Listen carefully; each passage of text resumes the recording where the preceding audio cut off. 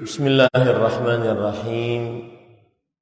Innal hamdalillah nahmaduhu wa nasta'inuhu wa nastaghfiruh wa na'udzu billahi min shururi anfusina wa sayyiati a'malina. Man yahdihillahu fala mudilla lahu wa man yudlil fala hadiya lahu. Wa ashhadu an la ilaha illallah wahdahu la syarika lahu. وأشهد أن محمدا عبده ورسوله يا أيها الذين آمنوا اتقوا الله حق تقاته ولا تموتن إلا وأنتم مسلمون يا أيها الناس اتقوا ربكم الذي خلقكم من نفس واحدة وخلق منها زوجها وبث منهما رجالا كثيرا ونساء واتقوا الله الذي تساءلون به والأرحام إن الله كان عليكم رقيبا يا أيها الذين آمنوا اتقوا الله وقولوا قولا سديدا يصلح لكم أعمالكم ويغفر لكم ذنوبكم ومن يطع الله ورسوله فقد فاز فوزا عظيما أما بعد فإن أصدق الحديث كتاب الله وأحسن الهدي هدي محمد صلى الله عليه وعلى آله وسلم وشر الأمور محدثاتها وكل محدثة بدعة وكل بدعة ضلالة وكل ضلالة في النار. Alhamdulillah, kita bersyukur pada Allah Subhanahu wa taala pada hari ini Senin subuh 25 Zulhijjah 1443 Hijriah, kita dimudahkan oleh Allah Subhanahu wa taala untuk duduk bersama di Masjid At-Tin Balikpapan, Kalimantan Timur dalam sebuah kajian Islam ilmiah membahas tema yaitu kiat menjaga kesucian wanita muslimah. Salawat dan salam semoga selalu Allah berikan kepada Nabi kita Muhammad sallallahu alaihi wa ala alihi wasallam, pada keluarga beliau, para sahabat serta orang-orang yang mengikuti beliau sampai hari kiamat kelak. Dengan nama-nama Allah yang husna dan sifat-sifatnya yang ulia, kita berdoa, Allahumma inna nas'aluka ilman nafi'an wa rizqan tayyiban wa amalan mutaqabbala. Allahumma amin. Ahibati fillah, afanillah wa iyyakum. Para jamaah Masjid At-Tin dan juga para santriwati, para ustadzah sekalian yang semoga selalu dirahmati oleh Allah Subhanahu wa taala. Kita pada kesempatan pagi hari ini membahas sebuah tema yang penting, yaitu menjaga kesucian wanita muslim. Kesucian yang dimaksud adalah aurat. Kesucian yang dimaksud adalah kemaluan. Kesucian yang dimaksud adalah keperawanan. Kesucian yang dimaksud adalah segala hal yang menjadi harta seorang muslimah setelah agamanya. Tema ini penting dikarenakan di dalam agama Islam menjaga kesucian wanita muslimah adalah tujuan dari syariat Islam.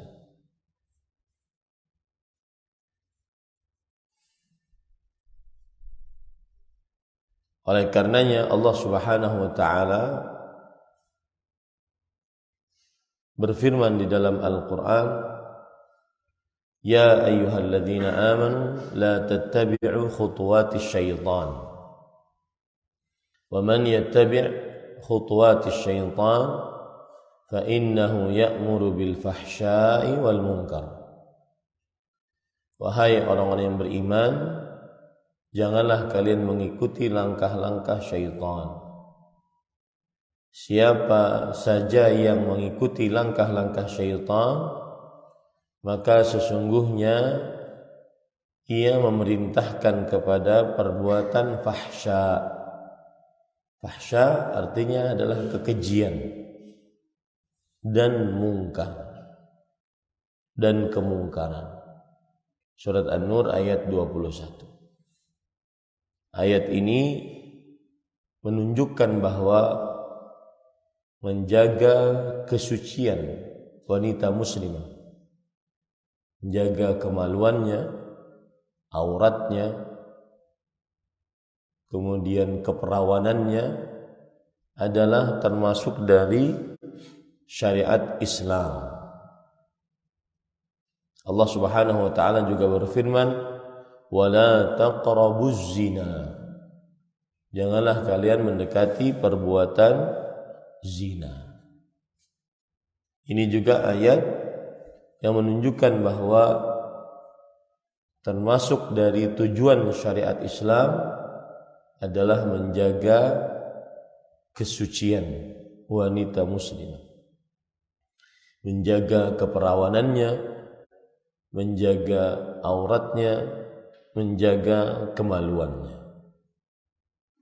Dan harus selalu diingat bahwa sesuatu yang paling berharga bagi wanita muslimah setelah agamanya adalah kesuciannya. Jika seorang wanita muslimah sudah tidak suci, kemaluannya tidak terjaga, auratnya tidak terjaga, keperawanannya sudah terenggut, maka berarti dia kehilangan sesuatu yang paling berharga setelah akidahnya. Kemudian tema ini penting karena menjaga kesucian wanita muslimah, menjaga keperawanannya, kemaluannya, termasuk daripada mengagungkan hal-hal yang terhormat di sisi Allah Subhanahu wa taala. Termasuk daripada mengagungkan hal-hal yang terhormat di sisi Allah Subhanahu wa taala. Allah berfirman dalam surat Al-Hajj ayat 30, "Dzalika wa man yu'azzim sya'airallah wa man yu'azzim hurumatillah fa huwa khairul lahu 'inda rabbih." Demikianlah perintah Allah. Siapa saja yang mengagungkan apa-apa yang terhormat di sisi Allah Subhanahu wa taala, maka itu adalah lebih baik baginya di sisi Allah Subhanahu wa taala. Yang dimaksud dengan hurumatillah, apa-apa yang terhormat di sisi Allah, yaitu ma'asihi wa maharimuhu, maksiat yang dilarang oleh Allah dan hal-hal yang terlarang oleh Allah Subhanahu wa taala, hal-hal yang diharamkan oleh Allah Subhanahu wa taala. Termasuk hal-hal yang diharamkan dan maksiat adalah wanita muslimah mengumbar auratnya, tidak menjaga kesuciannya, tidak menjaga keperawanannya dan kemaluannya. Kemudian yang ketiga, pentingnya tema ini adalah untuk menjaga keturunan. Karena apabila seorang wanita muslimah tidak terjaga kesuciannya, tidak terjaga kemaluannya, tidak terjaga keperawanannya, maka yang terjadi adalah percampuran keturunan atau terputus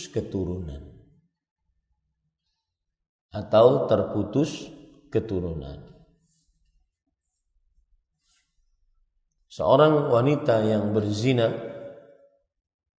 kemudian hamil dari perzinahannya, maka anak hasil dari perzinahannya tersebut, jika wanita ini tidak memiliki suami, maka dinasabkan kepada ibunya.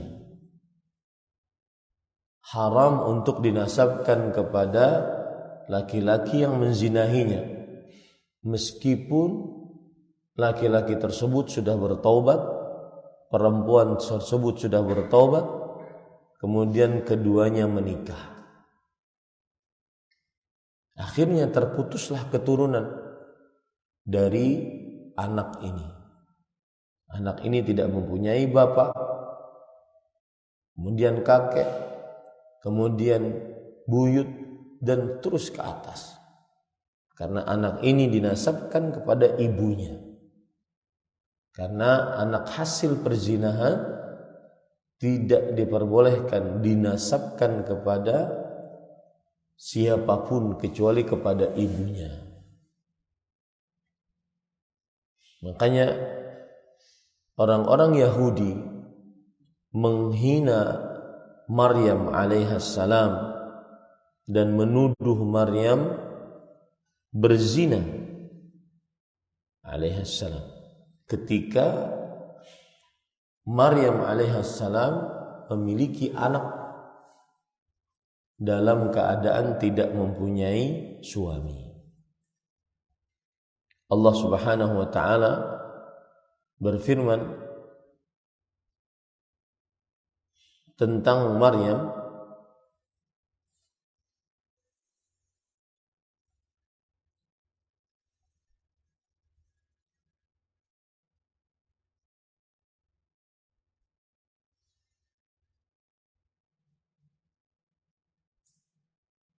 surat Maryam ayat 28.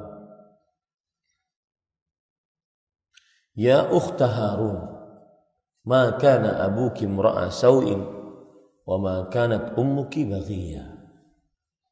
Wahai saudara perempuan Harun, ayahmu sekali-kali bukanlah seorang wanita yang jahat, yaitu seorang wanita yang buruk. Dan ibumu sekali-kali, ayahmu bukanlah seorang yang jahat, laki-laki yang jahat. Dan ibumu sekali-kali bukanlah seorang pezina. Mengapa engkau hamil tanpa suami?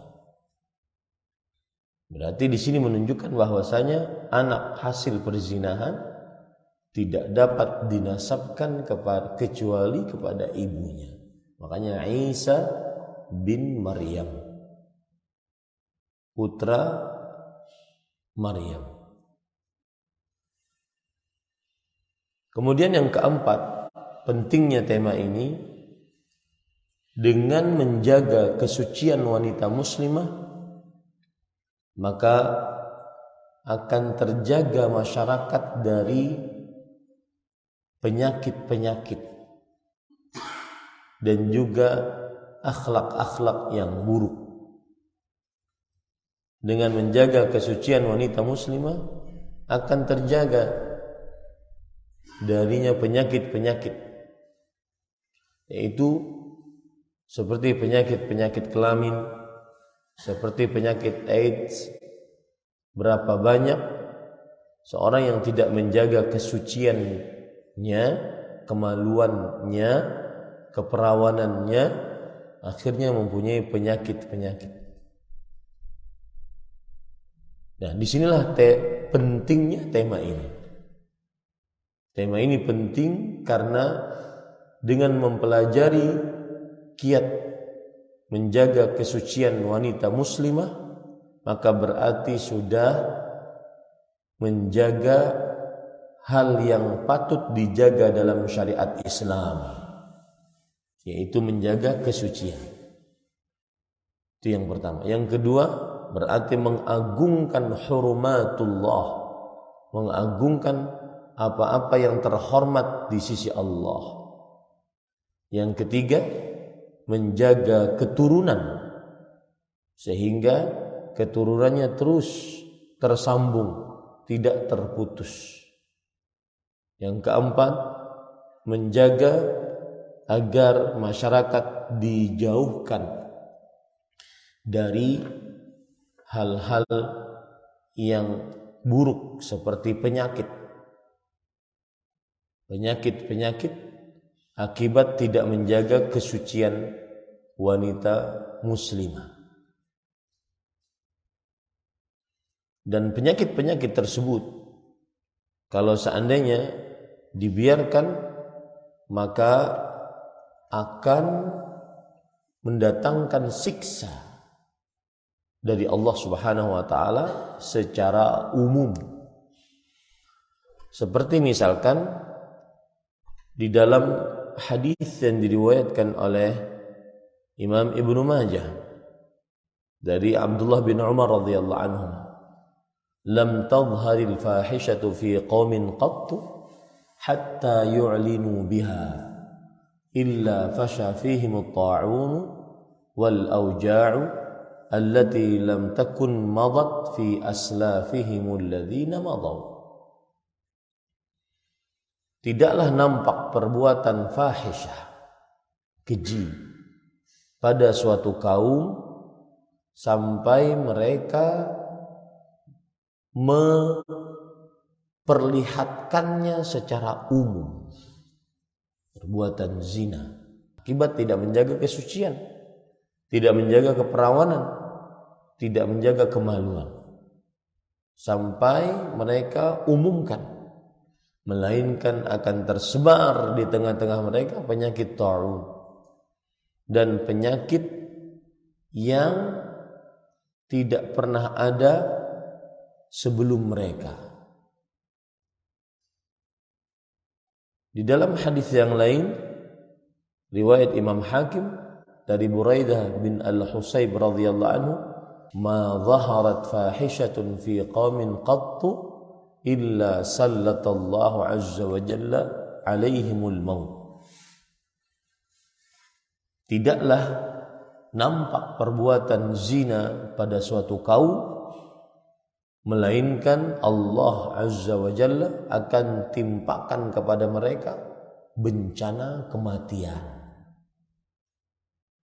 Ini akibat tidak menjaga kesucian wanita muslimah, keperawanannya, kemaluannya, dan auratnya. Taib. Ahibati fillah, afanillahu wa iyyakum. Sekarang apa kiat-kiat menjaga kesucian wanita muslimah? Kiat yang pertama adalah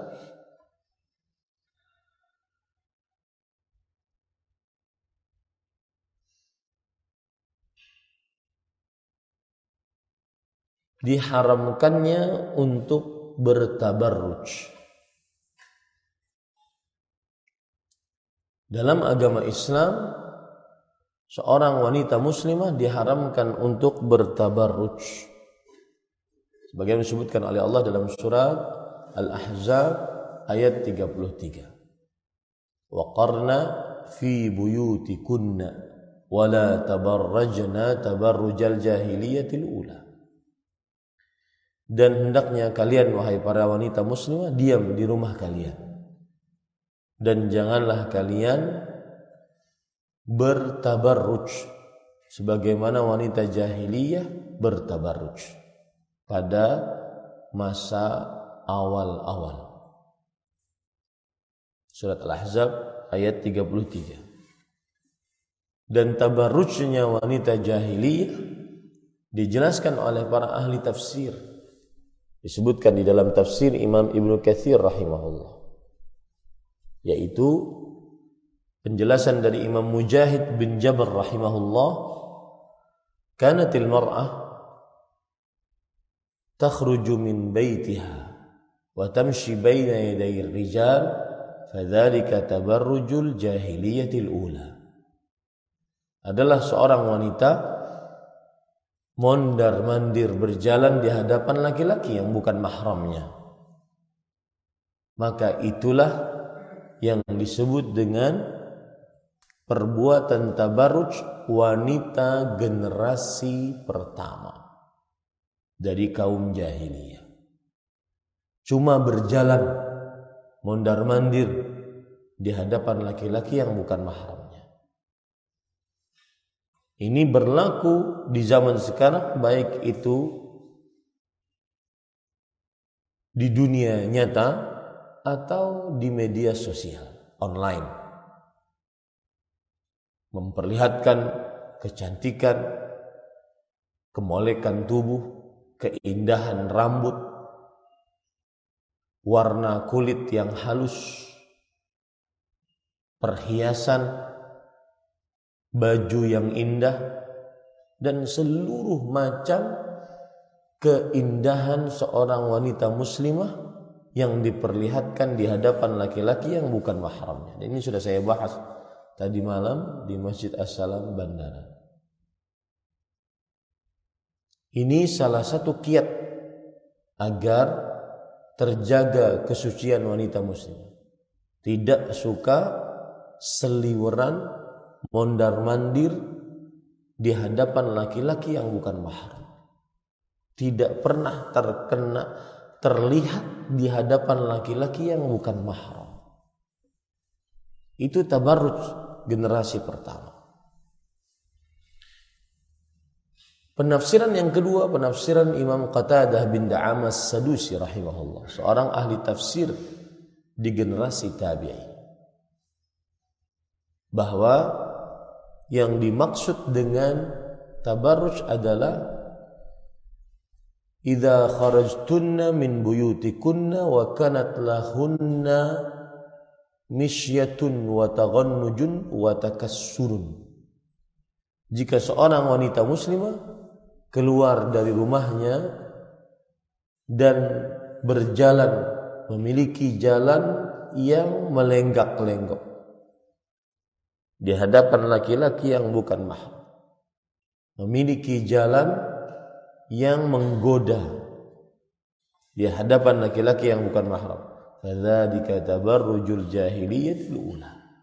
Itulah dandanan generasi wanita jahiliyah generasi pertama. Yang ketiga yang dimaksud dengan tabarruj adalah annaha tulqil khimara ala ra'siha wa la yashudduhu fayuwariya qalaidaha wa qurutaha wa unuqaha wa yabdu dhalika kulluhu minha. Dia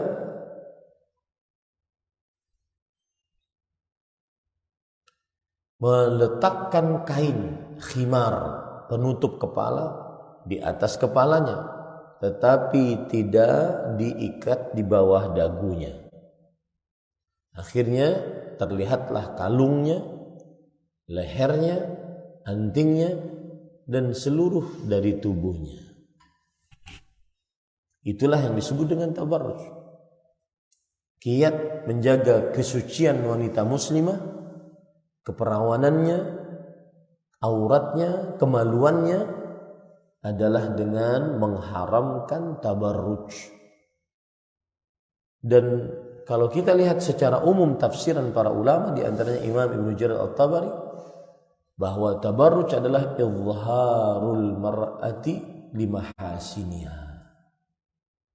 Seorang perempuan memperlihatkan keindahannya,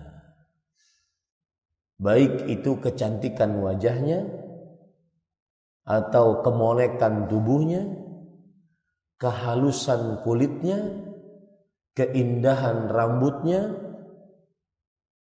atau perhiasan-perhiasannya, termasuk di dalamnya wajah yang bermake up, perhiasan-perhiasan emas dan perak, baju-baju yang indah yang dipakai di hadapan laki-laki yang bukan mahramnya.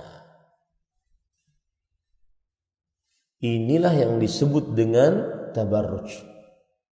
Dan itulah kiat agar wanita muslimah terjaga kesuciannya, kemaluannya, auratnya, keperawanannya, yaitu dengan cara diharamkannya tabarruj, memperlihatkan keindahannya tidak di hadapan laki-laki yang mahramnya. Ingat ya, keindahan yang dimaksud adalah kecantikan wajahnya, kemolekan tubuhnya, kehalusan kulitnya, keindahan rambutnya, perhiasannya, make upnya, baju-baju yang indahnya, itu semua adalah haram untuk diperlihatkan. Kiat yang kedua adalah disyariatkannya hijab. Disyariatkannya hijab. Dengan hijab seorang wanita muslimah terjaga kesuciannya, terjaga kemaluannya, keperawanannya, auratnya. Apa itu hijab? Para ikhwan yang dirahmati oleh Allah Subhanahu wa taala, hijab secara bahasa artinya adalah as-sitr. Hijab secara bahasa artinya adalah as-sitr, yaitu penutup, kain penutup. Adapun secara bahasa yang lain, al-man'u minal wusul, larangan dari sampai. Ini hijab secara bahasa. Allah berfirman dalam surat As-Sad ayat 32, hatta tawarat bil hijab, sampai dia bersembunyi dengan hijab. Artinya dia penutup. Artinya dia terlarang untuk sampai. Itu yang disebut dengan hijab. Begitu juga dalam surat Asy-Syura ayat 51. Ma kana libash wa ma kana libasharin an yukallimahullah illa wahyan aw min wara'i hijab. Tidaklah seorang manusia seorang pun dibicarai oleh Allah kecuali melalui wahyu atau dari balik hijab. Ini hijab secara bahasa. Tertutup, tertahan dari sampai. Adapun hijab secara istilah syariat, maka dia adalah hajbul mar'atil muslimah min ghairil qawa'idi minan nisa an anzarir rijal ghairil maharimilah. Tertutupnya seorang wanita muslimah yang bukan wanita yang masih diingini untuk dinikahi dari pandangan laki-laki yang bukan mahramnya. Saya ulangi, hijab adalah tertutupnya seorang wanita muslimah yang masih diingini untuk dinikahi dari pandangan laki-laki yang bukan mahramnya. Tertutupnya seorang wanita muslimah, apapun yang bisa menutupnya, entah itu rumahnya, entah itu kamarnya, entah itu hordennya, entah itu cadarnya, entah itu khimarnya, jilbabnya, itulah hijab. tertutupnya seorang wanita muslimah yang masih diingini untuk dinikahi. Yang masih diingini untuk dinikahi adalah wanita-wanita yang jika seorang lelaki melihatnya maka akan ingin menikmatinya. Bukan wanita-wanita yang tua renta dari pandangan laki-laki yang bukan mahramnya. Nah, ini yang disebut dengan hijab. Contoh-contoh hijab diantaranya adalah dengan dinding. Tertahannya pandangan seorang laki-laki yang bukan mahram kepada perempuan yang bukan mahramnya. Dengan hijab dinding. Atau bisa juga horden, kain yang menutupi pandangan laki-laki yang bukan mahram kepada perempuan. Atau juga pintu, atau juga menutup wajah seperti cadar, atau juga dengan khimar, kain yang menutupi rambut kepala, atau juga dengan jilbab, jilbab kain di atas khimar yang menutupi wajah dan seluruh tubuh wanita. Jadi kalau seandainya ada seorang wanita muslimah ingin mengetahui bagaimana pakaiannya, maka ini rambut, kemudian setelah itu ditutupi dengan kain. Kain ini namanya khimar. Wal yadribna bi khumurihinna ala juyubihinna. Hendaknya para perempuan mengikat khimar-khimar mereka di bawah dagu mereka. Khimar yang dimaksud adalah kain yang menutupi rambut kepala. Kemudian di atas dari khimar ada jilbab. Jilbab adalah kain di atas khimar yang menutupi wajah dan seluruh tubuh. Berarti kalau kita perhatikan, kita di Indonesia ini kadang-kadang perempuan dia memakai, mohon maaf kalau istilah saya kurang paham, istilah yang saya sebutkan salah, saya mohon maaf. Dan jangan ditertawakan karena tidak paham. Ada rambut kepala, lalu setelah itu memakai ciput, yaitu yang mengikat rambut kepala tersebut. Itu disebut dengan khimar. Atau ada sebagian perempuan langsung memakai jilbab yang menutupi rambut kepalanya. Itu disebut dengan khimar. Setelah khimar berarti jilbab-jilbab wanita muslimah kebanyakan itu namanya sebenarnya adalah khimar dalam ayat Al-Quran.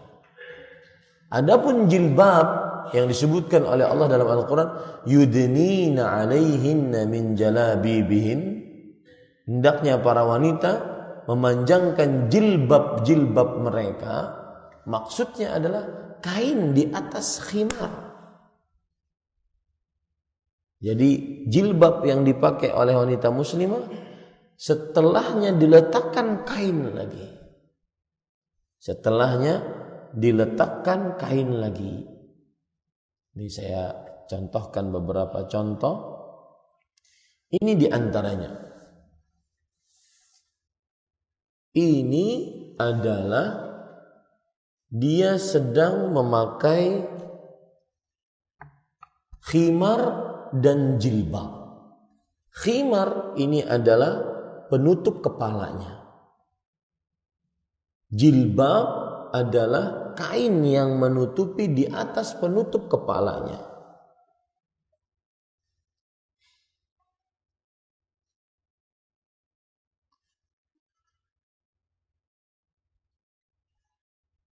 Adapun cadar itu adalah cadar yang memang dia menutupi hanya wajahnya. Saya contohkan juga.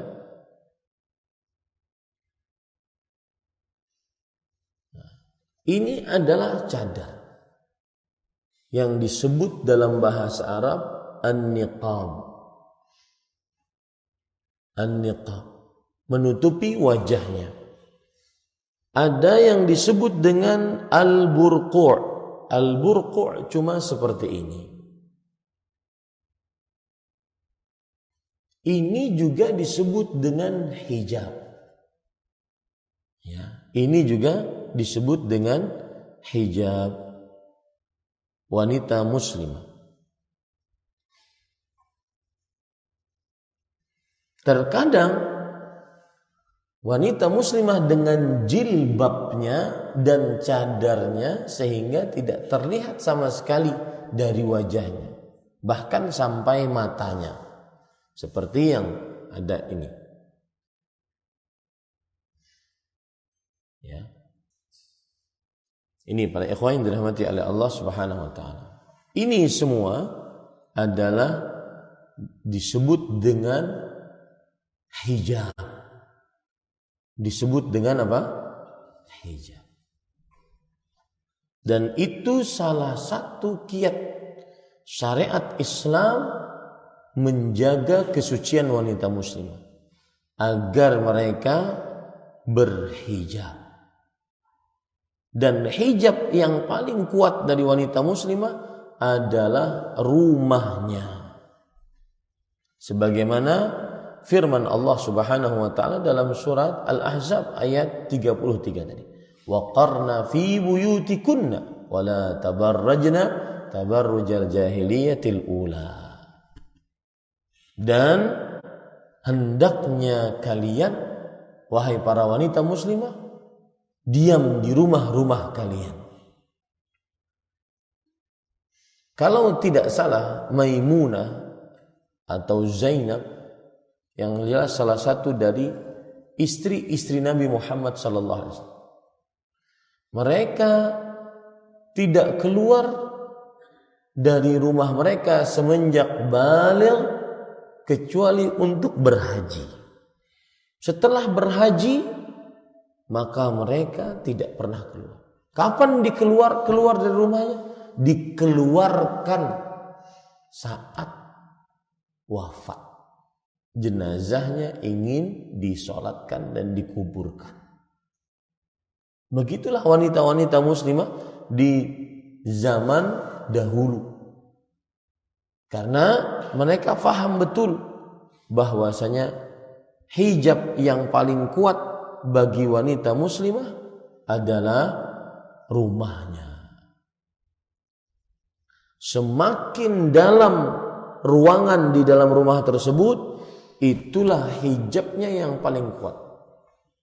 Makanya Rasul sallallahu alaihi wasallam pernah bersabda tentang sholat wanita muslimah di rumahnya yang paling dalam.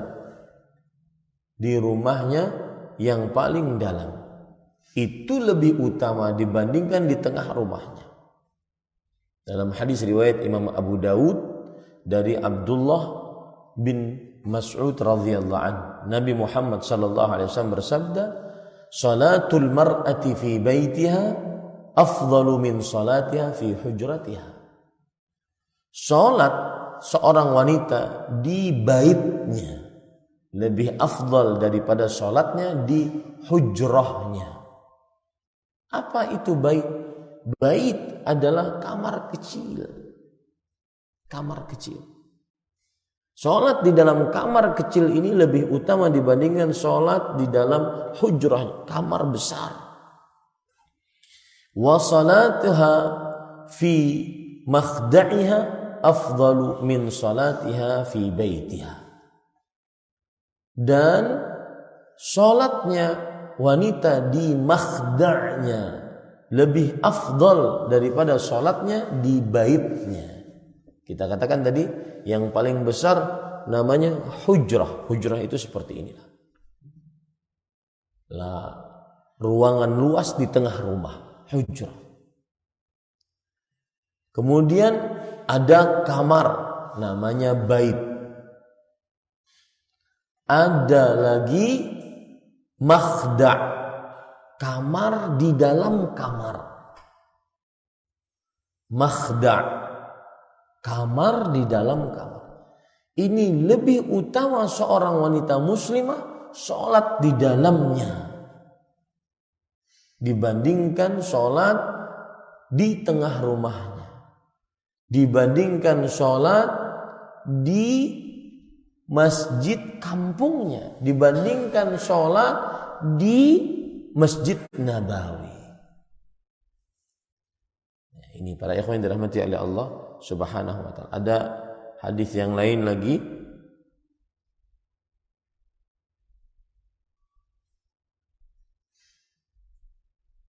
Seorang wanita muslimah berkata kepada Rasul sallallahu alaihi wasallam, "Ya Rasulullah, inni uhibbus salata ma'ak."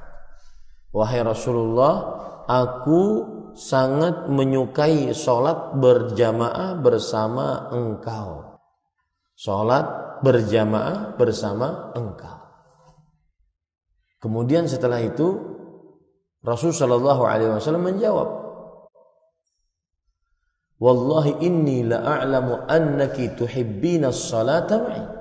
Demi Allah, aku sangat mengetahui engkau sangat suka salat bersamaku. Wa salatuki fi baitiki khairun min salatiki fi masjidi qaumiki. Dan salatmu di dalam rumahmu, saya ulangi ya, wa salatuki fi baitiki khairun laki min salatiki fi hujratiki. Salatmu di dalam baitmu, bait tadi kamar kecil, lebih utama, lebih baik daripada salatmu di dalam hujrah kamar besar. Wa salatuki fi hujratiki khairun laki min salatiki fi dari. Dan salatmu di hujrahmu, di kamar besarmu lebih utama, lebih baik dibandingkan salatmu di darmu. Dar adalah rumah yang lebih besar. Wa salatuki fi dariki khairun laki min salatiki fi masjidi qaumik. Salatmu di rumahmu yang besar lebih baik dibandingkan salatmu di masjid kaummu. Wa salatuki fi masjidi qaumiki khairun laki min salatiki fi masjidi. Dan salatmu di masjid kaummu lebih utama dibandingkan salatmu di masjidku, Masjid Nabawi. Ini menunjukkan bahwa hijab paling kuat wanita muslimah adalah rumahnya. Maka saya sangat berpesan kepada santriwati, jangan suka keluar rumah. Jangan suka kelayapan. Jangan suka nongkrong-nongkrong di kafe. Jangan suka nonton. Pergi ke mall. Karena berarti sudah keluar dari hijabnya yang paling kuat. Ini para ikhwan yang dirahmati oleh Allah Subhanahu wa taala. Kiat yang kedua agar seorang wanita muslimah terjaga kesuciannya, kemaluannya, keperawanannya, auratnya adalah disyariatkannya minta izin sebelum memasuki rumah. Seorang wanita muslimah tidak boleh memasukkan seorang lelaki yang bukan mahram ke dalam rumah suaminya kecuali dengan izin suaminya. Wala ta'zan fi baitihi illa biizni zawjiha. Dan janganlah seorang wanita muslimah mengizinkan seorang laki-laki yang bukan mahramnya masuk ke dalam rumah suaminya tanpa izin suaminya. Dan Rasulullah sallallahu alaihi wasallam Allah Subhanahu wa taala berfirman, "Ya ayyuhalladzina amanu la tadkhulu buyutan ghaira buyutikum hatta tasta'nisu wa tusallimu ala ahliha. Dzalikum khairul lakum la'allakum tadhakkarun." Wahai orang-orang yang beriman, janganlah kalian memasuki rumah-rumah selain rumah kalian sampai kalian minta izin, kemudian mengucapkan salam kepada penghuninya. Itu lebih baik bagi kalian agar kalian mengingatnya. Minta izin sebelum masuki rumah, jangan asal bertamu. Kalau wanita-wanita muslimah ada ketamuan tamu laki-laki yang bukan mahram, maka tidak wajib dan tidak berdosa, tidak wajib untuk membukakan dan menyapa tamu tersebut. Sudah diam saja. Assalamualaikum. Di dalam rumah tidak ada laki-laki yang bukan mahram, tidak ada suami, tidak ada anak laki-laki, tidak ada kakak, tidak ada paman. Maka diam saja. Tidak perlu untuk menjawab. Waalaikumsalam. Orangnya enggak ada, nanti aja datang. Enggak perlu. Ya, tidak perlu. Karena berapa banyak kejadian-kejadian yang seperti itu yang menghancurkan keluarga wanita muslimah. Kemudian para ikhwan yang dirahmati oleh Allah, itu yang ketiga. Yang pertama, diharamkannya tabarruj. Yang ketiga, disyariatkannya berhijab. Yang ketiga, disyariatkannya minta izin. Tidak memasukkan laki-laki yang bukan mahram ke dalam rumah suaminya kecuali dengan izin dari suaminya. Yang keempat, perintah untuk menjaga dan menundukkan pandangan. Allah Subhanahu wa taala berfirman dalam surah An-Nur ayat 31, "Wa qul lil mu'minat yaghdudna min absarihinna wa yahfazna furujahun." Dan katakanlah untuk wanita-wanita beriman, hendaknya mereka menundukkan pandangan-pandangan mereka dan menjaga kemaluan mereka. Di dalam ayat ini Allah mengetahui berapa besar pengaruh akibat pandangan, sehingga akhirnya nanti dari memandang maka akan turun ke hati. Dari hati akan dibenarkan oleh kemaluan. Maka Allah Subhanahu wa taala sangat mencela mata-mata yang berkhianat. Dalam surat Ghafir ayat 19, "Ya'lamu kha'inatal a'yun wa ma tukhfis sudur." Allah mengetahui mata-mata yang berkhianat. Di zaman sekarang sudah tidak ada lagi mata yang berkhianat. Mata yang berkhianat adalah ketika seorang lelaki ingin melamar seorang perempuan, maka si lelaki ini mendatangi rumah perempuannya. Dan terkadang dia melirik kepada perempuannya jika keluarga perempuannya lengah. Jika keluarga perempuannya terjaga, dia pura-pura menundukkan pandangan. Itulah mata yang berkhianat. Di zaman sekarang sudah tidak ada lagi mata berkhianat. Karena dengan terang-terangan melihat yang haram melalui media sosial. Makanya saya nasihatkan kepada ustazah, pengurus dari Ma'had Ummu Sulaim agar tidak diperkenankan para santriwati memiliki media sosial.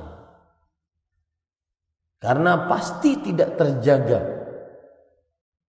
kesucian matanya, kesucian auratnya, kesucian keperawanannya dan kemaluannya jika tidak menjaga mata dan menundukkan pandangan.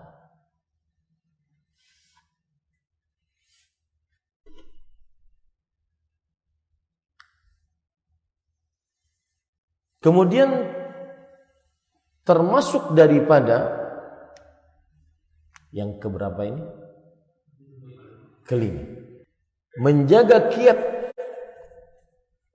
menjaga kesucian wanita muslimah adalah diharamkannya berjabat tangan, bersentuhan dengan lelaki yang bukan mahram. Dalam hadis yang diriwayatkan oleh Imam At-Tabarani dari Ma'qil bin Yasar radhiyallahu anhu bahwa Rasul sallallahu alaihi wasallam bersabda, "La an yut'ana fi ra'si ahadikum bimakhiyatin min hadid khairun lahu min an yamassa imra'atan la tahillu lahu." Sungguh seseorang ditancapkan paku dari besi lebih di kepalanya lebih baik daripada dia menyentuh seorang wanita muslimah yang tidak halal untuk disentuhnya.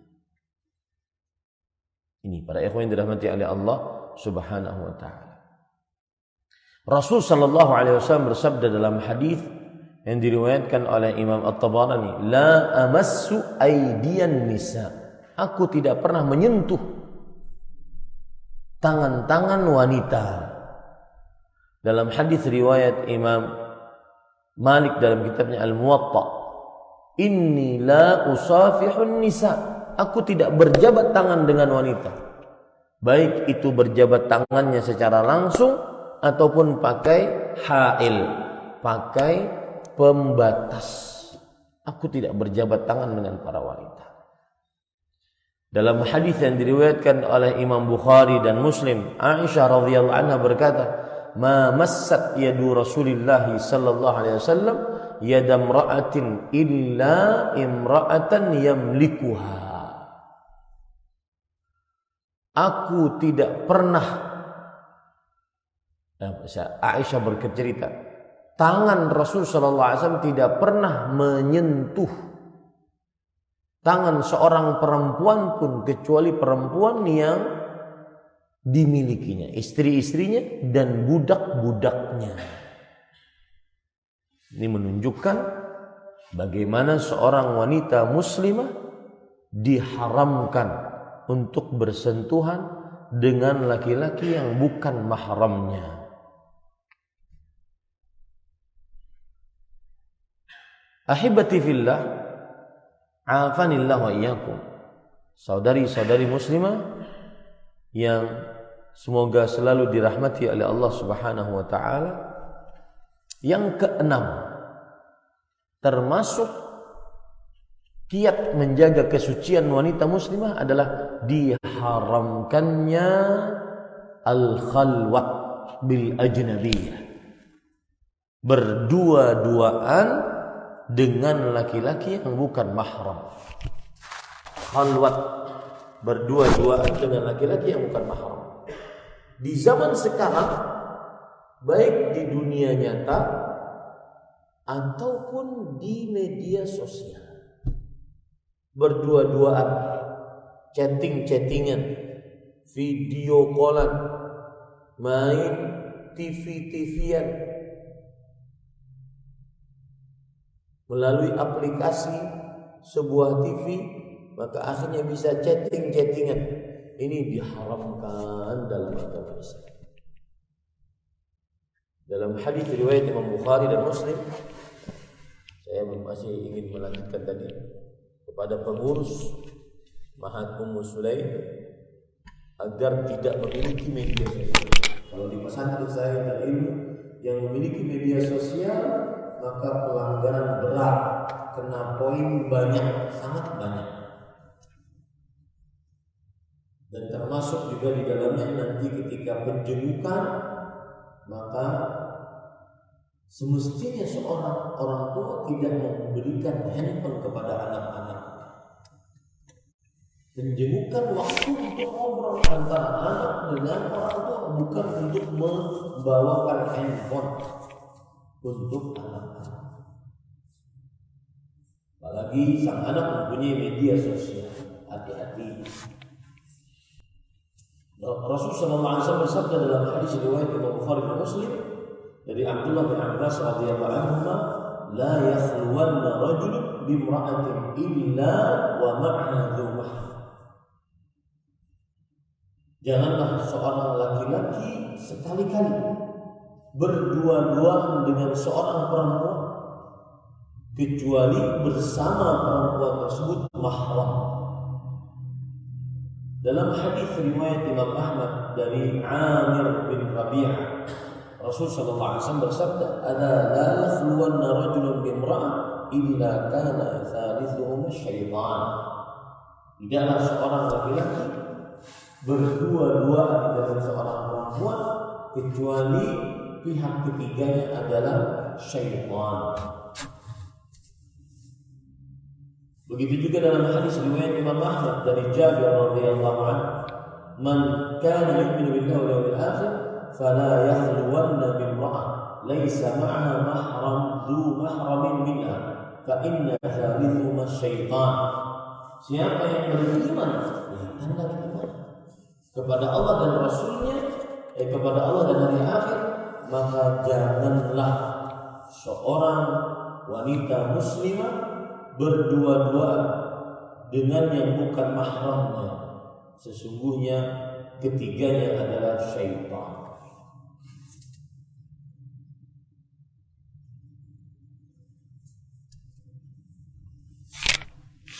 Dan para ulama telah menyebutkan ijma' tentang haramnya berdua-duaan dengan wanita muslim. Ijma' disebutkan oleh ulama. Di antaranya yang disebutkan oleh An-Nawawi, Imam An-Nawawi, Imam Al-Hafidh Ibnu Hajar Al-Asqalani rahimahullah. Imam An-Nawawi berkata, "Wa kadza law kana ma'ahuma man la yustahya minhu li sigharihi kabni as-sanatayn wa thalathin wa nahwi dhalik fa inna wujudahu kal'adam. Wa kadza law istama'a rijalun bimra'ah ajnabiyyah fa huwa haram." Demikianlah juga jika bersama keduanya bersama-sama laki-laki dan perempuan berdua-dua dan ditemani oleh anak kecil yang tidak dimanui untuk berdua-dua, seperti anak kecil umur 2 tahun 3 tahun, maka keberadaan anak kecil ini seperti tidak ada. Demikian pula jika para lelaki berkumpul dengan seorang perempuan yang bukan mahramnya, maka ini haram. Ini para ikhwan yang dirahmati oleh Allah Subhanahu wa taala. Jadi terdapat ijma' tentang haramnya berdua-duaan laki-laki dan perempuan. Kemudian termasuk kiat menjaga kesucian wanita muslimah, auratnya, keperawanannya, kemaluannya adalah diharamkannya wanita muslimah untuk bersafar tanpa mahram. Bersafar tanpa mahram. Dalam hadis yang diriwayatkan oleh Imam dari sahabat Nabi Abdullah bin Mas'ud radhiyallahu Abdullah bin Abbas radhiyallahu anhu, la yakhluwanna rajulun bimra'ah illa wa ma'aha dhu mahram wa la tusafir al-mar'atu illa ma'a dhi mahram. Tidaklah wanita muslimah bersafar kecuali bersamanya mahram. Lalu ada seorang lelaki bangun, "Ya Rasulullah, inna ra'ati kharajat wa inni uktutibtu fi ghazwati kadza." Tidaklah seorang wanita muslimah bersafar kecuali bersamanya mahram. Kemudian seorang lelaki bangun, "Wahai Rasulullah, sesungguhnya istriku sedang menunaikan ibadah dan aku terdaftar pada peperangan ini." Artinya beliau tidak bisa menemani istrinya, menjadi mahram bagi istrinya. Tidak bisa menemani istrinya menjadi mahram bagi istrinya. Maka para ikhwan yang dirahmati oleh Allah Subhanahu wa taala, Rasul sallallahu alaihi wasallam bersabda, "Intaliq fahujja ma'amra'atik. Pergilah, berhajilah bersama istrimu.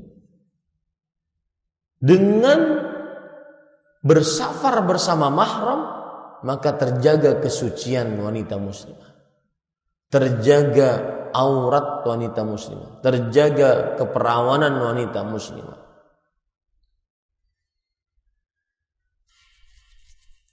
Imam An-Nawawi rahimahullah berkata, al-mar'ah madhinnatu tama'i fiha.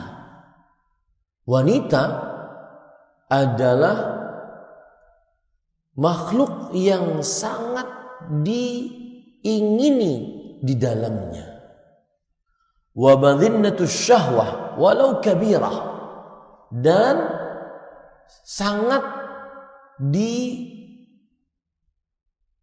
syahwati meskipun dia tua.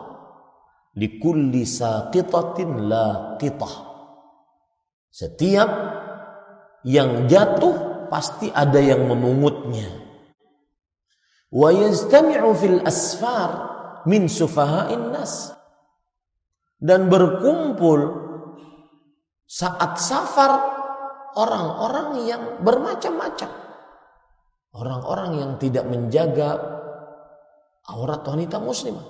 Wa suqatatuhum man la yataraffa 'anil fahishati bil ajuz wa ghairiha li ghalabati syahwatihi.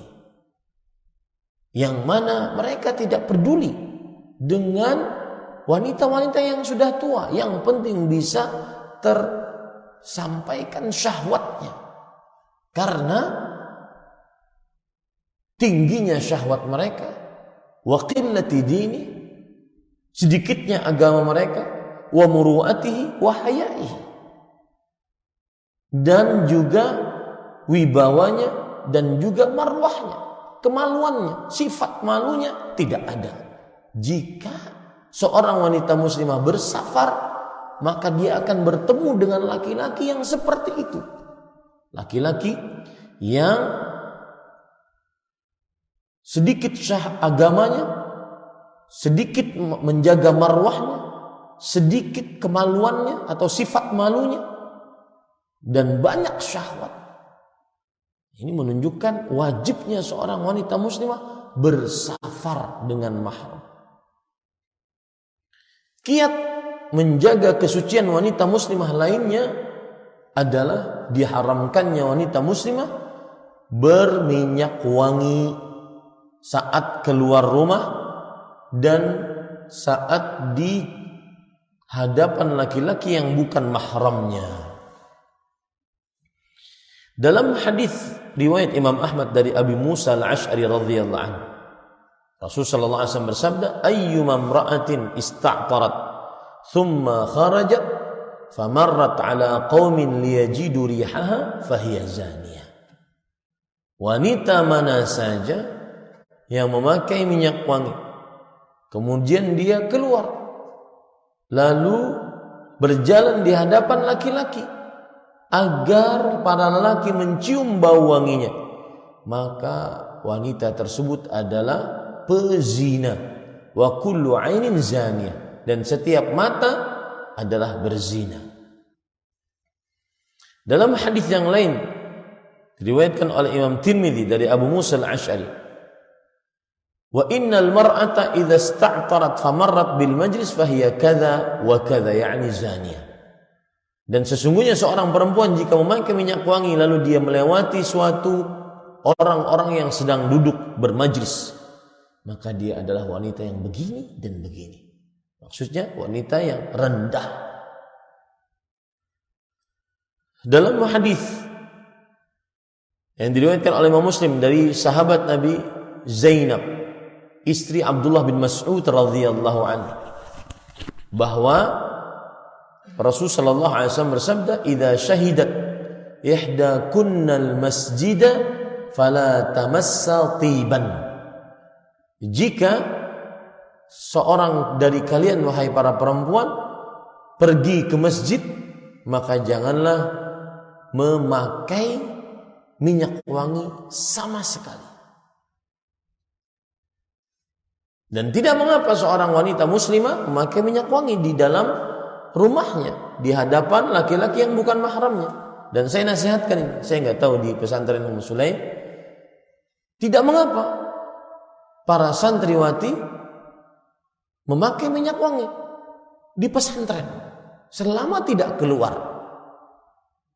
Bahkan dia harus mengetahui dan belajar memakai minyak wangi untuk bisa kelak melayani suaminya. Di mana bagian tubuh yang diberikan minyak wangi, dia harus mahir agar tubuhnya dari ujung rambut sampai ujung kakinya. Jikalau sang suami mencium jempol kakinya, kakinya wangi.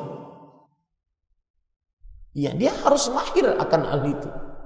Karena itulah yang membuat sang suami menjadi tenang dengan istrinya. Timbul rasa cinta dan kasih sayang.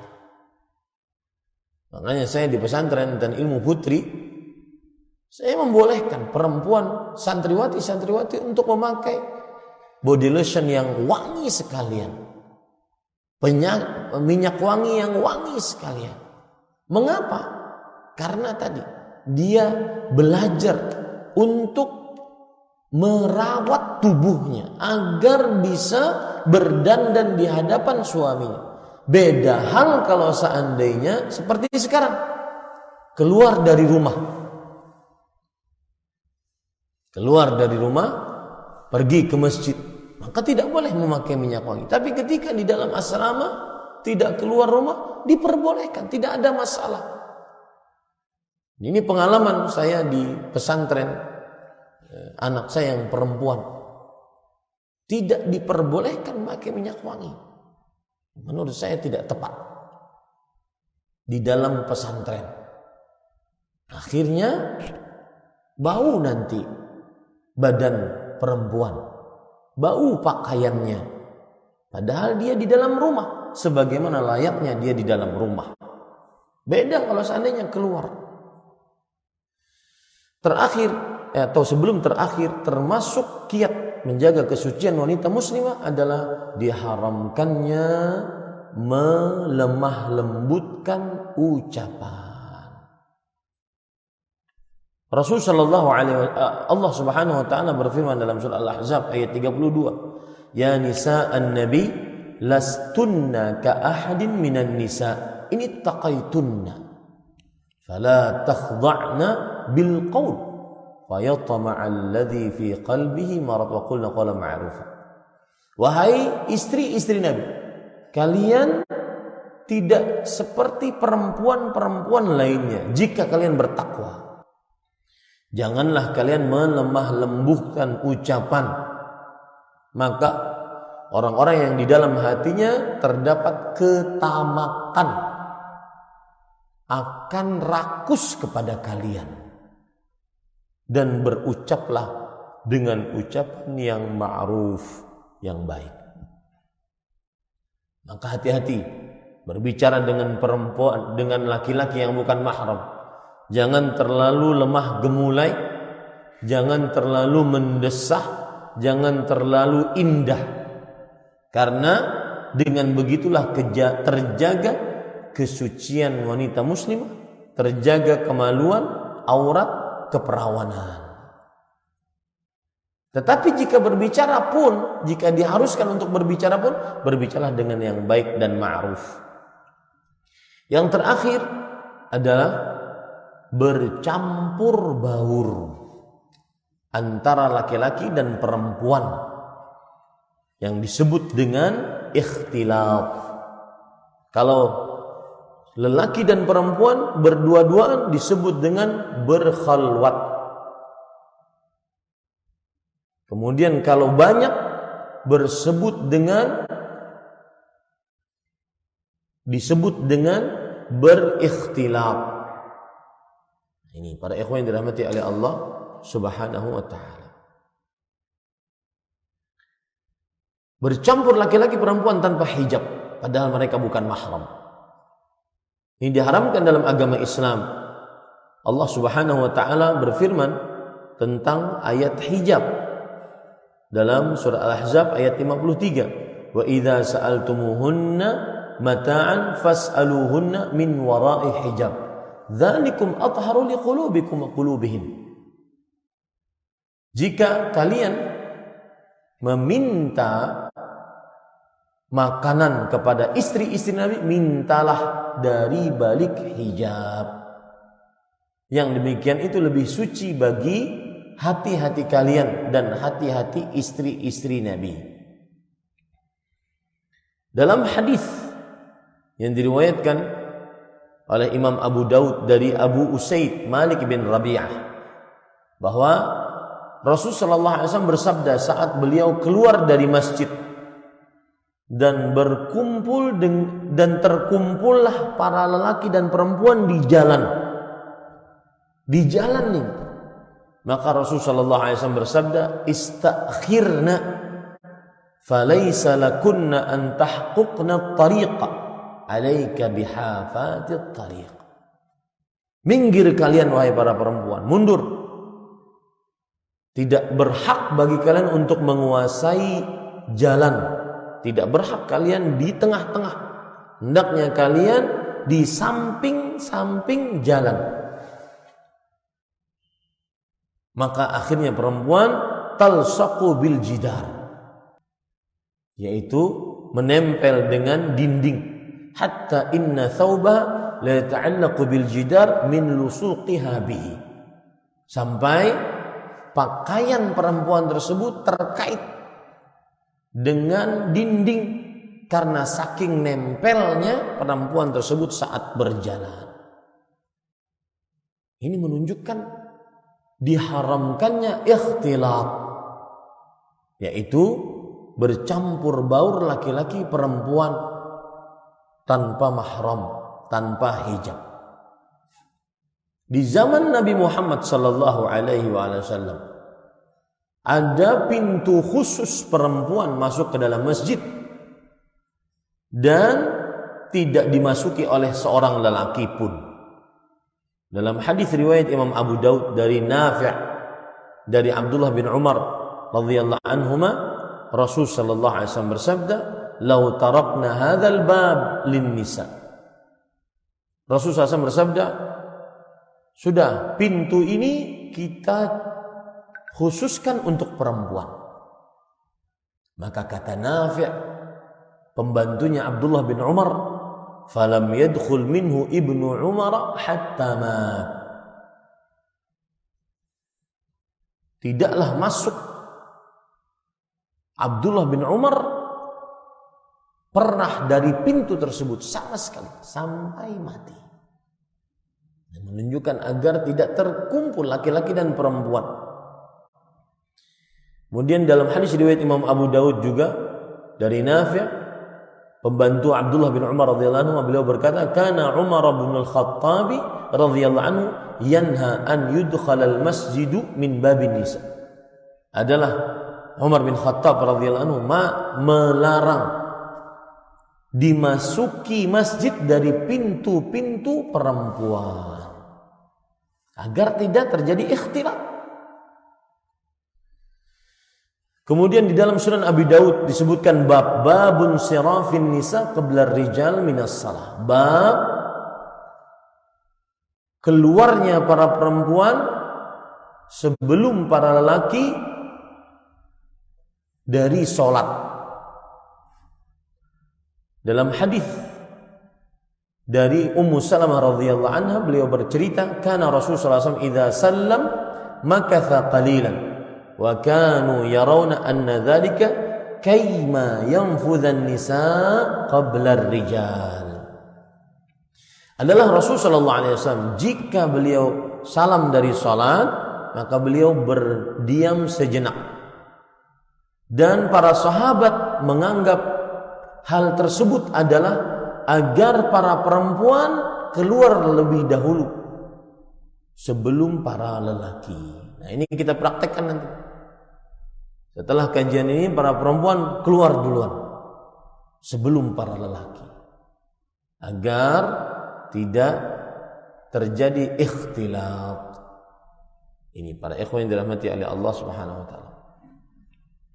Al-Hafidh Ibnu Hajar berkata, wa fil hadithi karahatu mukhalatatur rijali lin nisa fit turuqat fadlan 'anil buyut. Dan di dalam hadis dimakruhkan bercampurnya laki-laki dan perempuan di jalan-jalan, apalagi di dalam rumah. Di jalan-jalan dimakruhkan, apalagi di dalam rumah. Nah, ini para ikhwah yang dirahmati oleh Allah Subhanahu wa taala. Oleh sebab itulah di dalam sholat, saf sholat perempuan yang paling utama, yang paling belakang, karena sangat jauh kemungkinan berikhtilat dengan laki-laki. Rasulullah SAW bersabda dalam hadis riwayat Imam Muslim dari Abu Hurairah radhiyallahu anhu, khairu sufufir rijal awwaluha wa syarruha akhiruha wa khairu sufufin nisa akhiruha wa syarruha awwaluha. Saf terbaik bagi para lelaki adalah yang paling pertama, dan saf terburuk paling terakhir. Saf terbaik bagi para perempuan adalah yang paling akhir, saf terburuk yang paling pertama. Ini kalau seandainya masjidnya tidak ada hijab atau tidak ruang tersendiri. Kalau ruang tersendiri seperti sekarang di bawah, maka saf bagi perempuan tetap yang paling pertama. Kemudian para ikhwan yang dirahmati oleh Allah Subhanahu wa taala. Nah, itulah kira-kira yang merupakan kiat-kiat wanita muslimah terjaga kesuciannya. Dan kesucian yang dimaksud adalah kemaluan, keperawanan, aurat, dan juga seluruh hal-hal yang merupakan kesucian wanita muslimah. Semoga dengan ini wanita muslimah, terutama santriwati benar-benar menjaga kesuciannya di zaman yang wanita-wanita berjilbab, berjoget, bergoyang dengan erotis, memperlihatkan kemolekan tubuhnya, kecantikannya tanpa ada rasa malu sedikit pun. Semoga yang disampaikan bermanfaat. Sepertinya kalau ada pertanyaan silahkan sampaikan ke atas. Ada pertanyaan, Ustaz? Ya.